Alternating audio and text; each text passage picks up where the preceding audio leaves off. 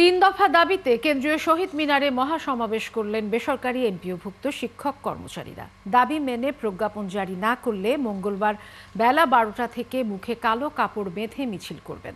এদিকে বিএনপি সরকার গঠন করলে সব এমপিওভুক্ত শিক্ষকদের জাতীয়করণ করা হবে বলে জানান বিএনপির যুগ্ম মহাসচিব শহীদউদ্দিন চৌধুরী অ্যানি।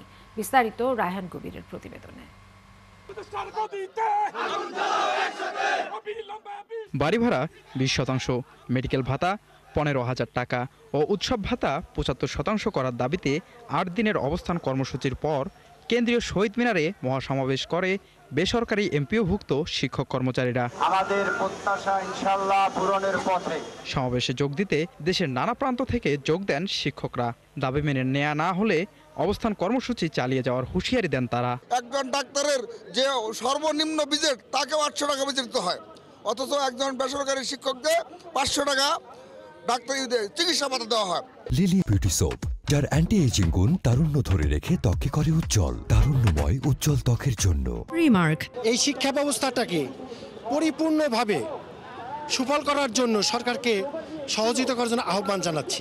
আমার স্কুলে আজকে 3 বছর ভৌত বিজ্ঞানের কোনো টিচার পাওয়া যায় না, তার মানে আসে না। এই কম বেতন হওয়ার কারণে তারা এই শিক্ষা পেশায় আগ্রহী না। আমরা এখানে ভুকা কর্মসূচি পর্যন্ত পালন করছি, তারপরও রাষ্ট্রযন্ত্রের কোনো টনক এখন পর্যন্ত নয় নাই। ধিক্কার জানাই। এদিকে বিএনপির যুগ্ম মহাসচিব শহীদউদ্দিন চৌধুরী অ্যানি বলেন, বিএনপি সরকার গঠন করলে শিক্ষকদের সরকারিকরণ করা হবে। তিনি বলেন, শিক্ষার আধুনিকায়ন ছাড়া সংস্কার সম্ভব নয়।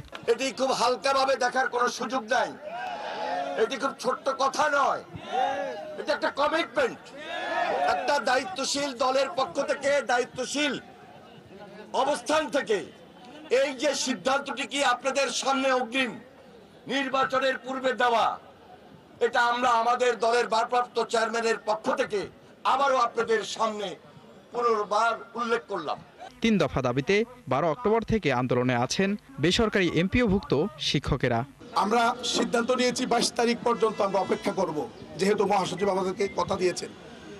এরপরে যদি না হয়, পরবর্তী যে পরিস্থিতি তৈরি হবে এটা বাংলাদেশ কখনো দেখেনি। আগামীকাল মুখে কালো কাপড় বেঁধে আমরা শাহবাগে আগামীকালকে অবস্থান নিব ঠিক 12টায়। দাবি মানা না হলে সোমবার দুপুর 12টা থেকে মুখে কালো কাপড় বেঁধে মিছিল নিয়ে শহীদ মিনার থেকে শাহবাগ অভিমুখে যাবেন। স্বল্প সময় অবস্থান করে আবার শহীদ মিনারে ফিরবেন। রায়হান কবির, 71, ঢাকা।